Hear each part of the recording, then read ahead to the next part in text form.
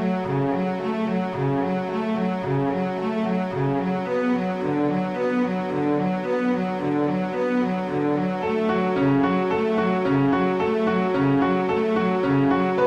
everybody, welcome back to another episode of Card Talk, a podcast where we spend just a little bit of time talking about cards from Lord of the Rings card game. I'm your host, Dave Walsh.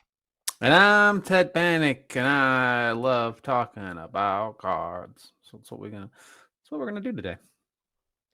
Micah Quantz, and I'm here for the hot takes. Yeah, he is.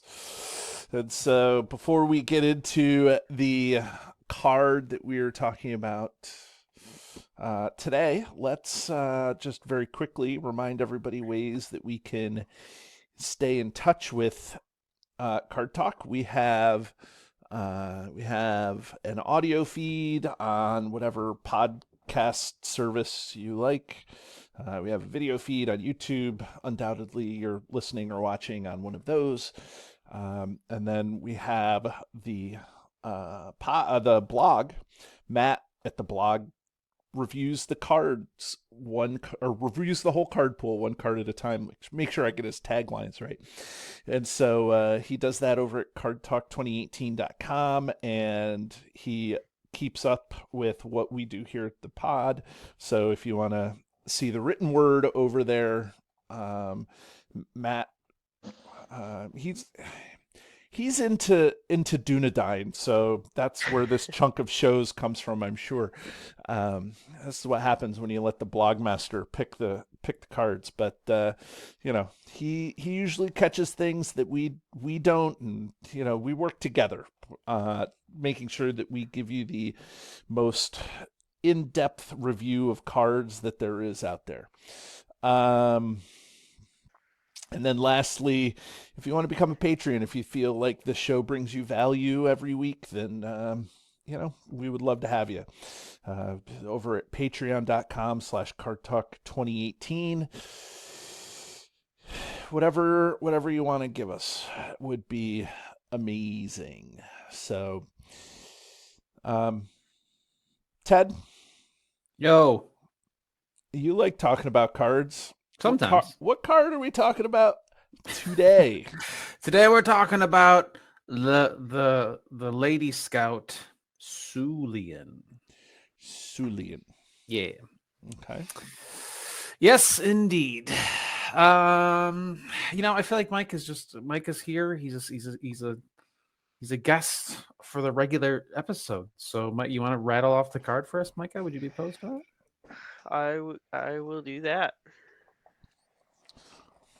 Okay, Sulien is a spirit ally, costing 4 resources, 3 willpower, 0 attacking, 2 defense, 2 hit points. Traded Dunedain and Scout, and text box reads action. Spend 1 lore resource to exhaust Sulien. Then each location in the staging area gets -1 threat until the end of the phase. Any player may trigger this action. There you have it. Okay. Should we ring this guy? Bring this lady. Micah, last week you promised you'd have something a little more to say about this. Yep. Okay. Go ahead. You're first. And Okay. don't forget, you can interject when we talk too. Yes. Yeah, so this is a card I've actually played, so that helps. Wait, you have to play the cards to talk about them? Oh. I better go in and delete half the episodes. But yeah, I think oh man, I just lost all my train of thought. Yes, so this is a good card. I actually kind of want to start out though by just putting a question out there. Is have you ever used her Dunedain trait? Like, has that ever been helpful? No. No, and even her scout trait is not necessary. So that's fair. I have played with the scout trait a little bit, not much, but and it has, I mean, that has helped slightly in some circumstances, but um yeah, I don't feel like this is really like it's not a Dunedain card. Um Yes, it is. It has it printed right there on it. yes. Um I know what you it mean. It doesn't yeah, it doesn't benefit do from Dunedain stuff. right. Um but yeah, it's a lot of willpower for an ally. Certainly. Yes. There's not a lot of not a lot of high willpower allies, and this is one of them. And then I mean her ability to spend a lore resource and exhaust to give every location -1 threat until the end of the phase. And that could be, you could be taking 10 threat out of the staging area, just with that. You're playing that wrong. What? Yeah, might be some other issues going on there. But I know what you mean, right? yeah. Like Yes. that Well, it's sneaky in there, like that sneaky little ability, right? yeah. I mean, I, I mean, yeah. I say -10 threat, but which like, yeah, if you're playing with 3 or 4 players and your locations are stacking up, um, that can it can be a lot. Yeah, Be a it's lot. only limited by the number of locations you have in play. Yes, Right. that's Right. right. That's right. It's Um, the location Dunedain. You don't want to be you want to be engaged with people yeah. for most of the Dunedain archetype. Sulien wants to have locations in the staging area. So with Sulien There's some other cards that kind of support that. Oh, I think. know, I know, Yeah. I know. Yeah. Yeah. But well, yeah. I know, like, I don't play 3 or 4 player very often, but I know that usually when I do, the locations stack up They can a lot. stack up, right? They do. You Yeah, get if you don't have someone dedicated to like Yeah. removing them with like effects, especially in 4-player, they rack up, and I think that's probably where she shines. Yeah. Yeah. yeah. I mean, before Ted goes to town and talking about her and all the crazy things that, because I know that I've put her in a couple of decks, just one. She's unique, and sometimes like 4 spirit resources. Sometimes It's a hard. lot. Like It's a 4 lot. cost allies are asking a lot. Yep, yep. And so but if you play Valiant Determination on her, which makes her not have to exhaust a quest, then she gets her 3 willpower, and then you get to use the -1 threat on locations. Like that's pseudo questing, and that's really worth it. There's times playing solo where I have had 3 or 4 locations in the staging area, and that gets nervous. You get nerve wracked about it. So like you can the the northern tracker takes locations out, but you have to build up. You have to play enough round after round after round to build up the enough quest points on it in order so those locations still stay in the staging area. So Sulien does have a place solo. MOTK is reasonable with her. 3 willpower to make her a hero. Yeah, Yeah, make she'd her a be hero. 7-3 because she's Yeah, 0, 3, 4. Yeah, she'd be 7 threat, which is low for a 3 willpower hero. I mean, for that's 3 orphan willpower, look. 2 defense. Like 2 hit points, not that good. No, her defense stat is almost kind of useless with 2 hit points. Yeah. Well, I mean, if she were a hero, you could do a couple of things to get that up there, but Yeah, you sure. know, like, um, but yeah. So, you know, and I just think that and I said it when Micah was talking is that action is kind of sneaky in there. So you know, it can be good. You know, you may not trigger it all the time, but when you need it, Yeah. boy, it's good. So Yeah. yeah. So Ted, what's your take? Yeah, you both made some great points, and I think the thing is with her, so Valiant Determination is a good way to go. She's also pretty good with one of your favorite heroes, uh, David, the Lady of the Wood, Galadriel, Right. right? Because she comes into play and first turn, she can quest for 3 and you can pay for her ability, so you get some Right. value there. Hmm. But the trick with her is like that break point, right? It's like, well, she's 3 willpower, so if you're paying a resource to make 3 locations -1, you're losing. Right. So you really got to have more than 3 to decide to hold her back. And I think I think Micah makes a good point where it's like generally like 3, especially 4 players. When you're like, all right, there's like 7 locations, and like after several turns, they've started to add up. Um, so it's neat that someone else can trigger it. I wish it didn't cost anything, and you had like the Hmm. choice, of holding her, but 1 is still kind of a cost considering she's got 3 willpower to begin with.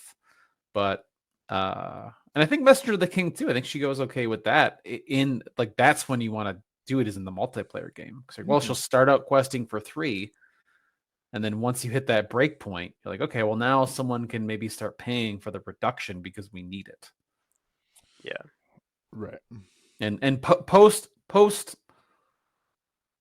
like quest modification, like modifying the thread in the Right. staging area after you flip. That's always good. That's always good, right? And Mhm. so, you know,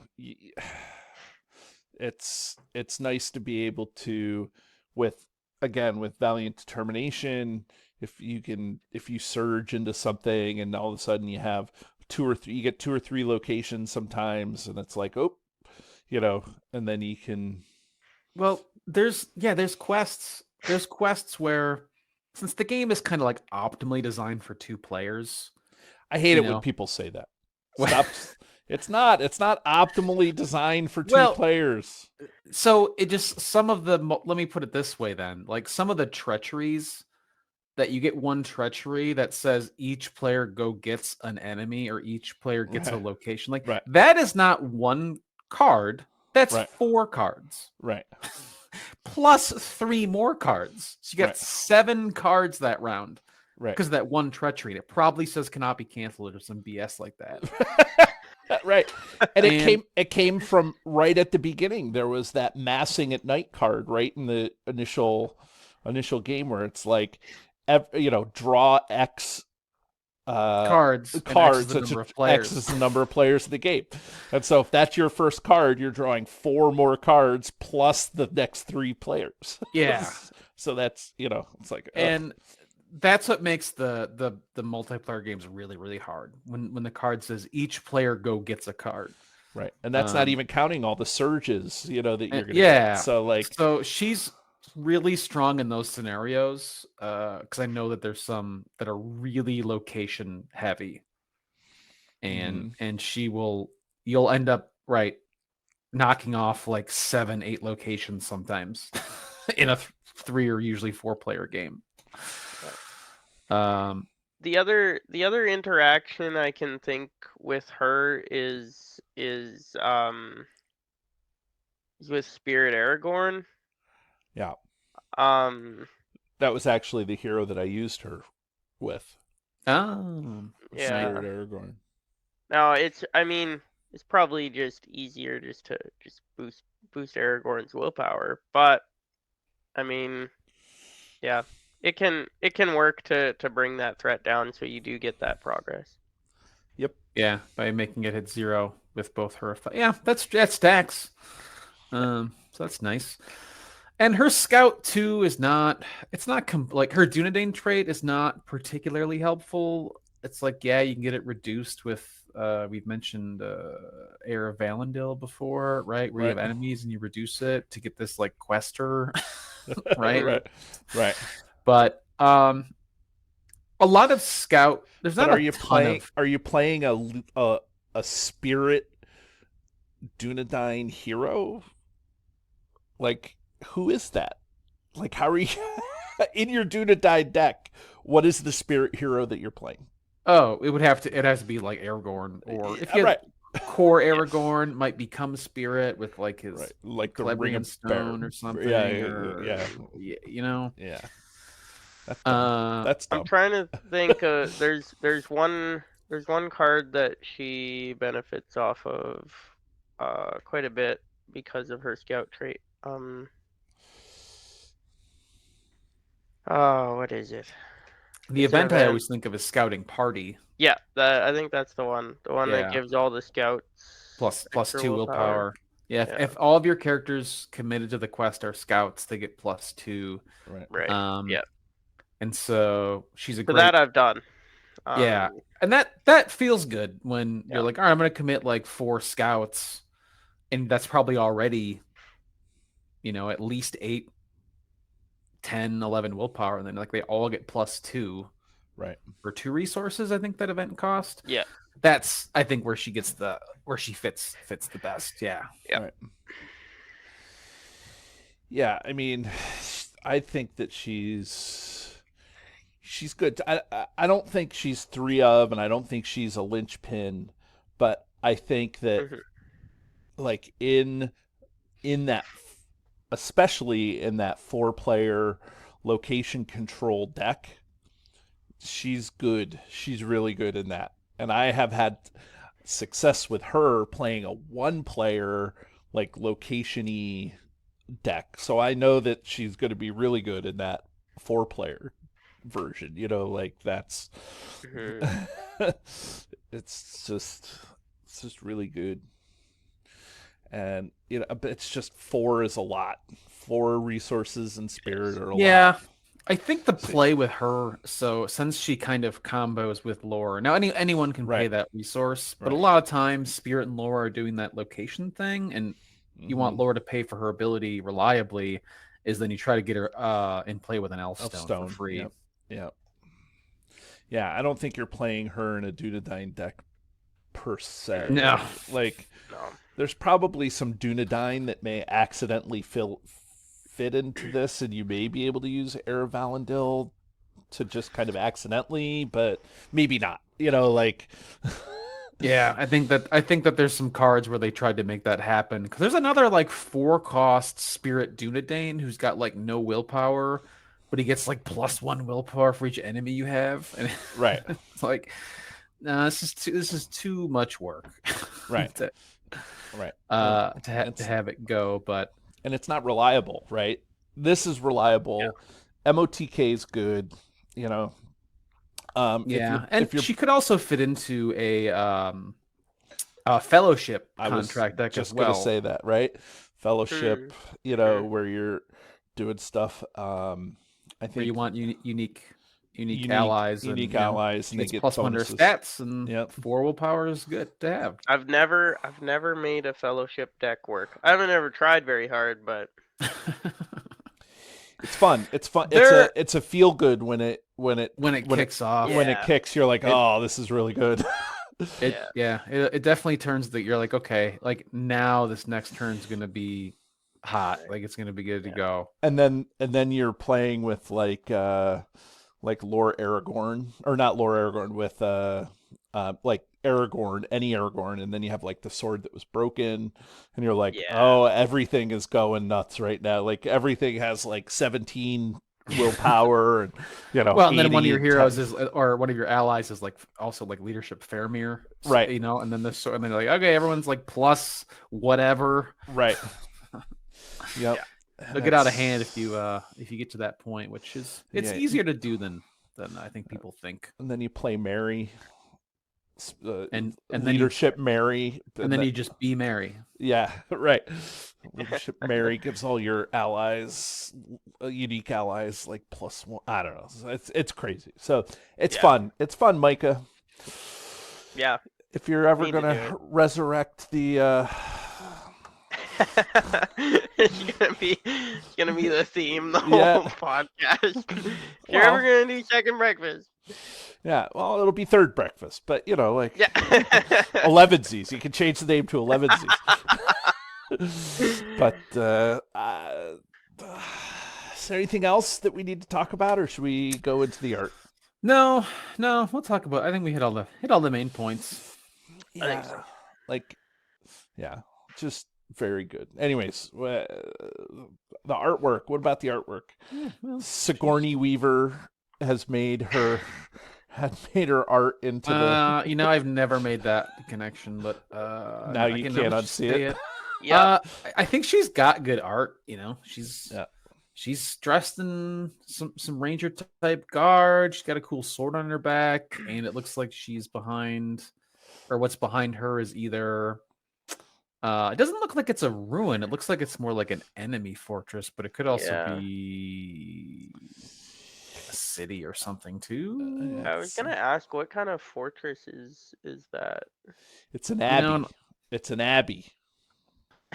It could, You know how be, many- but also looks like it could be like part of, like, it has the same architecture as like Minas Tirith in a way. Yeah. So maybe it's some Gondorian Hamlet type thing or something. Yeah. But it wherever it is, it fits. It all works. It all works.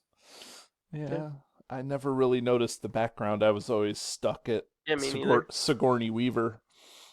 But there's like good color. Like the background's a good color in contrast to like some green grass, and like we just talked about Amarthiel the other week, and this is like loads better. There's like so much more detail on the character. Yeah. Mm-hmm. She's got a star. She's got the star brooch on. Yeah. Like, like this art got way better treatment than like Amarthiel did.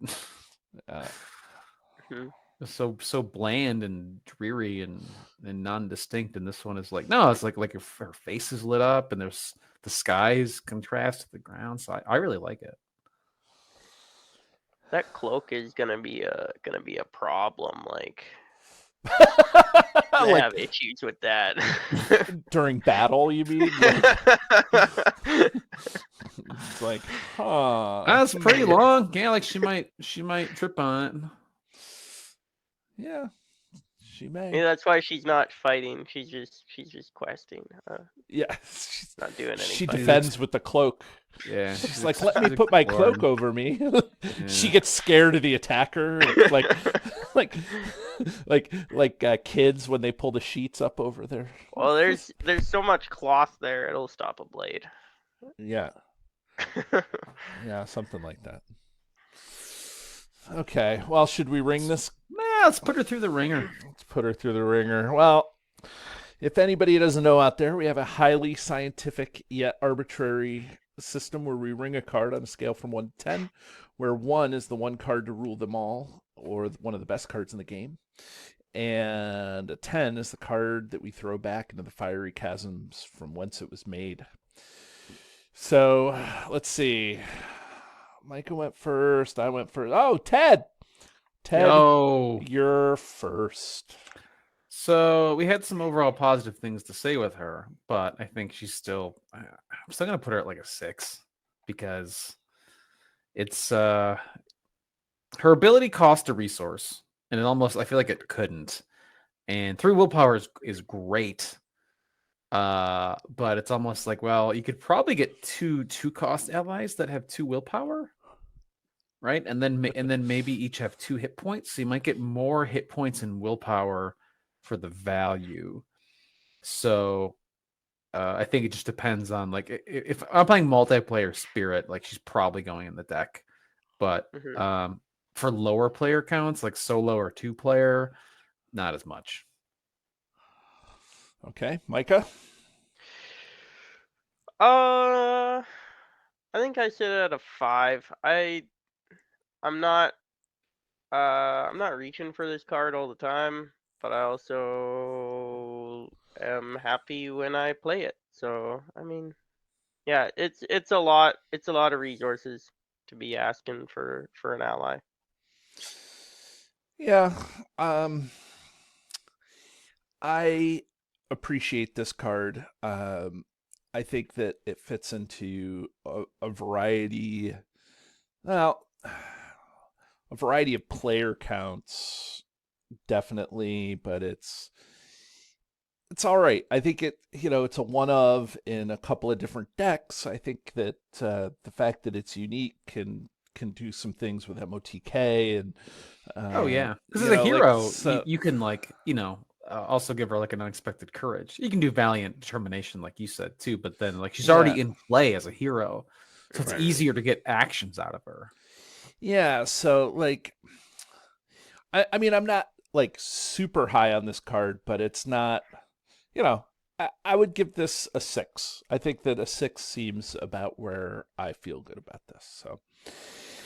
So there you have it, everybody. There we are. We took Sulien, and I didn't say it. I reserved through the whole episode, but I will say that every time I see this card, I think of that. Is it Genesis or Phil Collins' song Studio? I always think like Sulien. I'm So thinking, yeah. No, I go the other way. I go the Pokemon direction. I'm like Add it. Sudowoood, Sulien. Add it to the card talk playlist. yeah, it's going to the Yes. Card Talk playlist. Yeah, We gotta put that album out, man. It's got like 10 tracks on it already. I feel like yeah. Some of the best. The- Some of the the best. Card things Talk we like got. mix CD. Yeah. The mixtape, Card Talk mixtape. Okay. Well, everybody, there you have it. And join us again next week as we talk about more cards in the game. You know what? Have a great day. Do you love the content? Here's what you can do to stay connected. Become a patron. The money collected through Patreon goes into keeping the lights on here at the podcast. We love our patrons, and you can join at many different levels. Visit patreon.com/cardtalk2018. You can subscribe to us, whether you're watching our YouTube channel or you're listening to us in your favorite podcatcher. Hit the subscribe button to get notifications of all our new episodes. Didn't know we were an audio podcast? Find us by searching Card Talk to get access to our 120 plus regular episodes. Didn't know we were a video channel? Find us by searching Card Talk LOTR LCG on YouTube. And there you can find not only our regular episodes, but you can find our bonus playthroughs and other content related to the game. Want to get a hold of Ted, Grant, or myself? Feel free to email the podcast at cardtalk2018@gmail.com.